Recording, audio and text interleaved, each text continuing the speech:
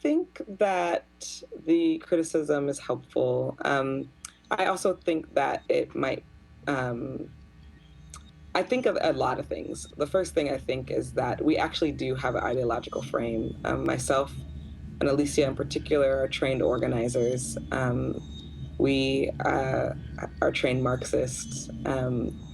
We are trained Marxists.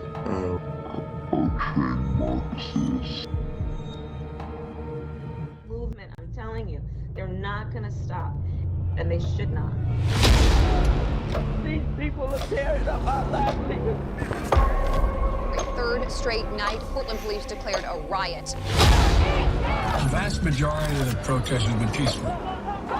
Over the weekend, 59 officers injured and 47 people arrested.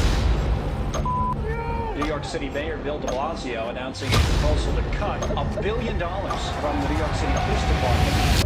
We need to completely dismantle the Minneapolis Police Department.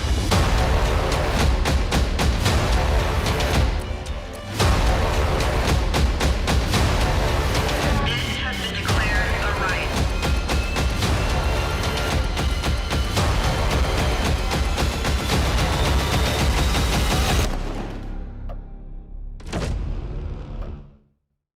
Many of those who are spreading violence in our cities are supporters of an organization called Black Lives Matter. It's really hurting the black community, whose ideology and tactics are right now destroying many black lives, and whose first phrase was, you remember this, pigs in a blanket, fry them like bacon, referring to our police. The stated goal of BLM organization people is to achieve the destruction of the nuclear family, abolish the police, abolish prisons, abolish border security, abolish capitalism, and abolish school choice. That's what their stated goals are. This is not the agenda of the black community. This is the agenda of an extreme socialist, or worse. You know what the other word is. Yeah, Marxist, communist. Como que o senhor vê esses protestos? É natural. Agora, a maioria ali é militante. Não tem nada na cabeça. Perguntar 7 vezes 8 para ele não sabe. Perguntar a forma da água não sabe nada. São os idiotas úteis e os imbecis que estão sendo usados como massa de manobra de uma minoria. My point was that black kids in Chicago get killed every single day. Where is the Black Lives Matter in Chicago? Where are they? When black people kill black people, they don't come out and do this crap. The only time they do this crap is when a white person touches them. They're the racist. They are the racist.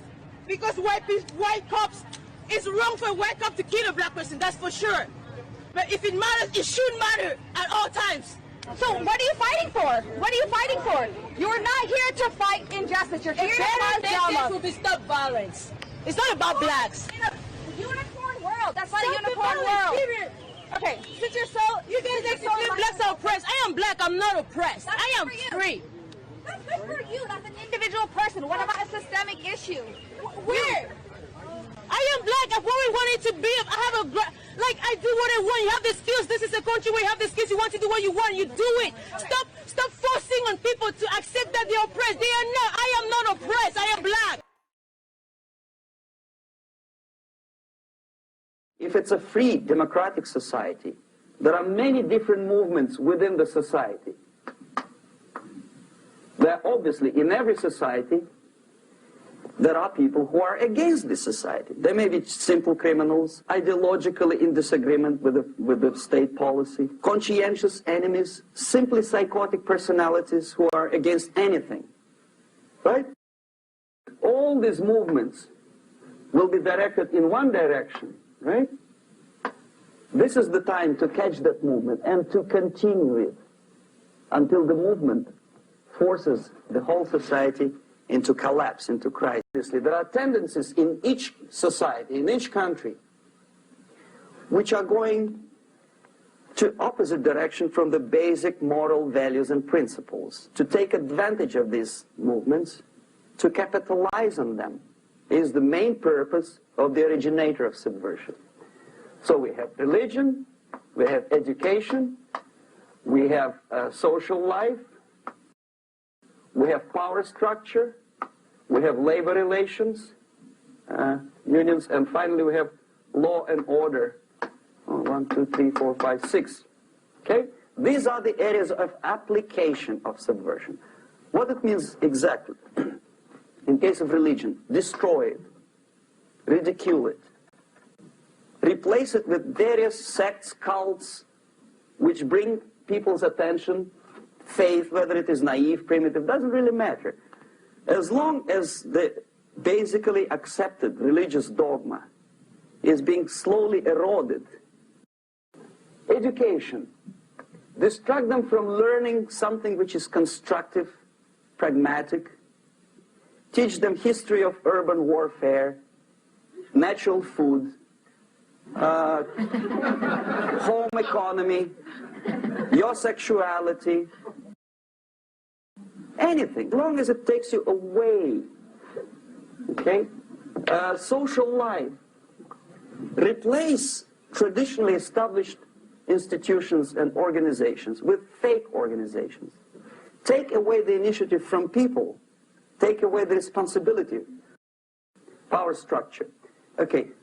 The natural bodies of administration, which are traditionally either elected by people at large or appointed by elected leaders of society, are being actively substituted by artificial bodies. The bodies of people, groups of people, whom nobody elected. Never. As a matter of fact, most of the people don't like them at all, and yet they exist. Do not have neither qualification nor the will of people to keep them in power, and yet they do have power. Okay. Together with that, there is another process. Law enforcement, law and order organization and structure is being eroded. For the last 20, 25 years, if you see old movies and new movies, you can see that a policeman, an officer of the United States Army, looks dumb, angry, psychotic, paranoid. A criminal looks nice, and he's unproductive only because society oppresses him. A policeman is a pig, rude policeman. He abuses his power. You know? A generality, generalization like that. The hatred, the mistrust to the people who are supposed to protect you and enforce law and order. Moral relativity. Okay, labor relations. At this stage, within 15 to 20 years, we destroy the traditionally established links of bargaining between employer and employee.